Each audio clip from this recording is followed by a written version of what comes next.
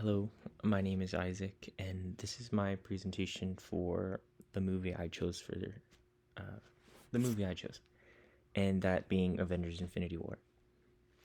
Uh, so the reason I chose this movie in particular was because of the huge buildup that this has had, and over a long course of time, ever since watching, the first few Avengers films, and then the first few MCU films, all the way dating back to like Iron Man and Thor, just the original team before they gathered together. And then with the trailer that debuted and just the hype itself around it, with now all your favorite characters coming together, it was definitely something that just it had a huge impact on my life in that moment. It still does. I still rewatch it a lot, but I'll go over that. Another huge thing, like I mentioned, was the characters and the connections from having your Avengers and then having these solo films of these new people in the same universe. And then having that idea of like, what if these characters met your favorite characters and then teamed up together? And that's kind of what the point of that film was. It was to bring everyone that you enjoyed, love watching, and seeing everyone that you loved seeing on the screen now together. And that's one of the reasons why I really love this movie. Another thing is that it was also just visually immersive and just beautiful. From my favorite part in particular was just how beautifully designed the stones were in terms of just color and what they represented. Like such as the Power Stone being red, it just I'm sorry. The Power Stone being purple. I'm sorry. That was reality being red, but the Power Stone being purple and the reality being red, it shows what these things are connected to, as well as somewhat their emotions due to characters. The other thing is the shock factor. It was overall such an amazing movie, but the ending itself was definitely something you rarely see in films. You rarely see the heroes being defeated and it ending. There's usually always a good ending in these movies that come out, and you never get to see what happens if they fail. What do you do if they fail? And that was one of the themes about the movie that I really loved. And then the last thing that just stuck with me was just I wanted questions to be answered.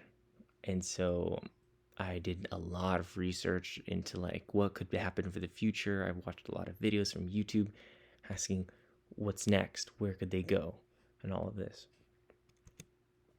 Some of the themes that could connect, or some of the ideas that connect to the reading, are a lot of the connections in these films.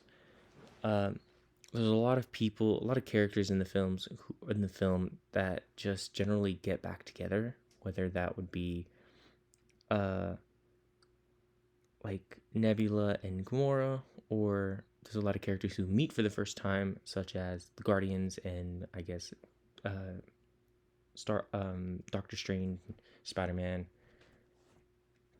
and Tony Stark. And in it, you could see a lot of different methods of how they react to each other. Some still comedic, some serious, and some just not liking one another. Uh, so in terms of connections and loss, we have Gamora, who is Star Lord's love interest, and when in the heat of battle, Gamora would beg him to kill her. Another character is Groot, where uh, Rocket did not want to lose a friend, but also lost someone who he saw as his son and responsibility. Loki, Thor's brother, who was tragically killed in front of him as he tried to assassinate Thanos. Vision, who was Wanda's lover, who knew his sacrifice was required in order to achieve victory. We have Black Panther, in which Okoye would lose her king, who she devoted her entire life to protect. And then, of course, Spider-Man, which Tony Stark's student and someone he sees as his family. Another important theme in the film, was the environment. For instance, there's a lot of places it goes to on Earth, off Earth, and it goes into depths into those places where, in like New York, you could see the panic among the citizens, or in Wakanda, you could see the preparedness for battle to die for their land in Wakanda. And on Titan, you just see the destruction that was Thanos. You see what he can cause. Uh, Other things. So in the New York attack, familiar feelings from previous movies, where you see, the New York structure. Uh, in space, you see a beautiful unearthly feeling, exploration of the cosmos, and with new stories and people. In Wakanda, you get a climactic battle and a more powerless feeling since the enemy is there. Similarly, tension and community in the environment rises, such as with friends uniting, unlikely enemies coming together with Nebula and the Guardians, Bucky and the Avengers, teams banding alongside each other, Avengers with Doctor Strange, and Avengers with Wakanda. And if I were to have a classroom and I were to set up activities for why this film should be discussed, I think one, it's easily advertisable since it's a film with superpowers, and that is almost always interesting. One activity would include discussing connections between Thanos' love versus Star-Lord's love, raising the question of who loves who more. That was a big thing in the movie where Thanos, air quotation, loved Gamora, but was willing to sacrifice her, whereas Star-Lord also loved Gamora and was willing to kill her. Both sharing the same thing, but for different reasons. This can be discussion or debate between two sides, where one side is put on one team can argue against the other. Activity 2 can be discussing how each character is related to one another. For instance, how we go from Bruce Banner to Black Panther, or how we start in New York and end in Wakanda. This can be a tree or ladder in which students can draw, use arts and crafts.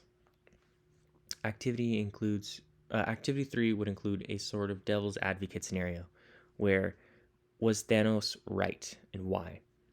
This can also be a debate in which you would discuss the motives between these characters and think, was he correct?